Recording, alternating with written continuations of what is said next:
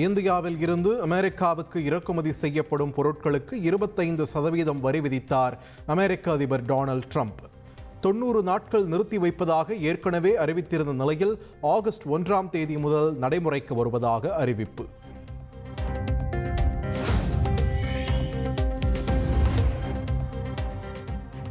Ukraine போருக்கு மத்தியில் ரஷ்யாவிடம் கச்சா எண்ணெய் வாங்குகிறது இந்தியா என ட்ரம்ப் குற்றச்சாட்டு. ராணுவ தளவாடங்களை ரஷ்யாவிடம் கொள்முதல் செய்வதையும் குறிப்பிட்டு பாய்ச்சல்.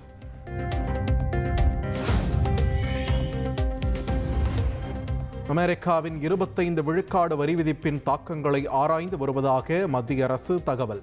விவசாயிகள், தொழில் முனைவோர்களின் நலன்களை பாதுகாக்கும் வழிகளை அரசு மேற்கொள்ளும் என்றும் விளக்கம்.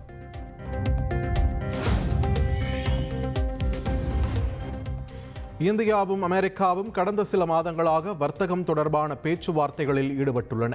இங்கிலாந்துடனான தடையில்லா வர்த்தக ஒப்பந்தத்தை போன்று அமெரிக்காவுடன் பொருளாதார ஒப்பந்தங்கள் செய்யப்படும் என்றும் மத்திய அரசு உறுதி.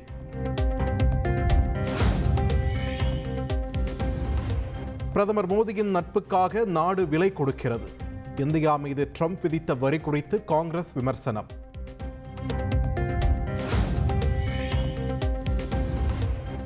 ஆந்திர மாநிலம் ஸ்ரீஹரிகோட்டாவில் இருந்து விண்ணில் சீறி பாய்ந்தது GSLV F-16 ராக்கெட்.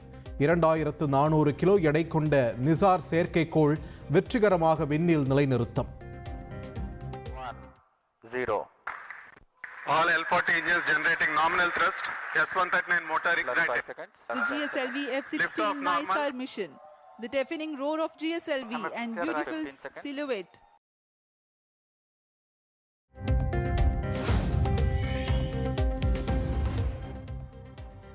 நடப்பு நிதியாண்டில் 9 முக்கிய ராக்கெட்டுகளை விண்ணில் செலுத்த திட்டம். நாசாவுடன் இணைந்து உருவாக்கியுள்ள ப்ளூபேர்ட் பிளாக் 2 செயற்கைக்கோள் விரைவில் ஏவ திட்டமிட்டுள்ளதாகவும் இஸ்ரோ தலைவர் நாராயணன் தகவல்.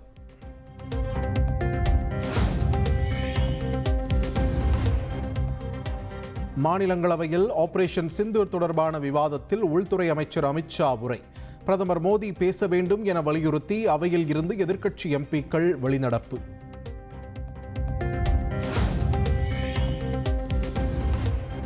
ஜூலை 22ஆம் தேதி பஹல்காம் தாக்குதல் பயங்கரவாதிகள் இருக்கும் இடம் துல்லியமாக கண்டறியப்பட்டது. ஆபரேஷன் மகாதேவ் என்கவுண்டரின் போது பயங்கரவாதிகள் சுட்டுக் கொல்லப்பட்டதாக உள்துறை அமைச்சர் அமித்ஷா விளக்கம்.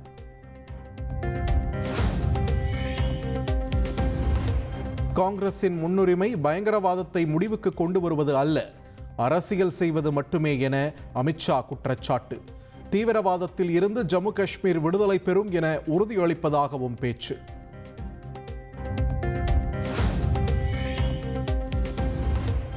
நெல்லையில் IT ஊழியர் கவின் ஆணவ கொலை செய்யப்பட்ட விவகாரம். கொலை செய்த சுர்ஜித்தின் தந்தையும் எஸ்ஐயுமான சரவணன் கைது.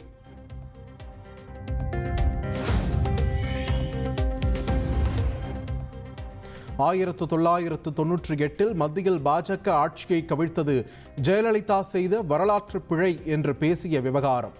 தமது கருத்து தவறாக புரிந்து கொள்ளப்பட்டதாக முன்னாள் அமைச்சர் கடம்பூர் ராஜு விளக்கம்.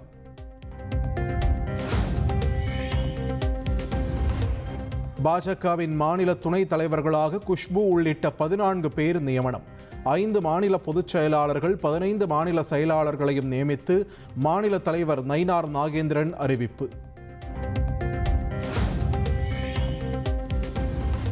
சென்னை மாநகரத்தில் இயக்கப்படும் மின்சார பேருந்துகளில் ஒரே மாதத்தில் 12,80,000 பயணிகள் பயணம். மின்சார பேருந்துகளால் டீசல் செலவு 90 லட்சம் ரூபாய் மிச்சமாகி உள்ளதாக மாநகர போக்குவரத்து கழகம் தகவல்.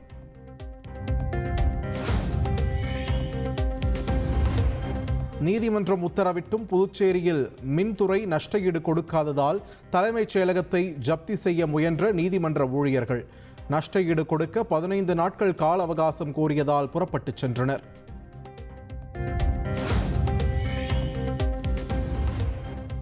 புதுக்கோட்டை மாவட்டம் ஆலங்குடி அருகே 2000த்திற்கும் மேற்பட்ட பெண்கள் முளைப்பாரி சுமந்து ஊர்வலம். விவசாயம் செழிக்க வேண்டி ஊர் எல்லையில் உள்ள பிடாரி அம்மன் கோவிலுக்கு நீண்ட வரிசையில் சென்று வழிபாடு.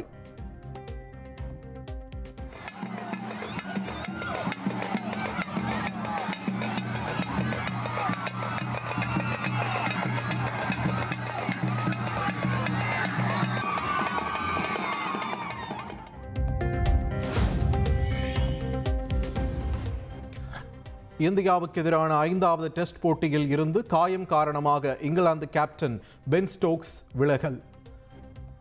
ஓலி போப் அணியை வழிநடத்துவார் என்று இங்கிலாந்து அணி நிர்வாகம் அறிவிப்பு. ட்ரெண்ட ஃப்ரெண்ட் ஆக்கிக்கோங்க. தந்தி டிவியின் சப்ஸ்கிரைபர்ஸ் அண்ட் ஃபாலோவர்ஸ் குடும்பத்துல நீங்களும் இணையுங்க.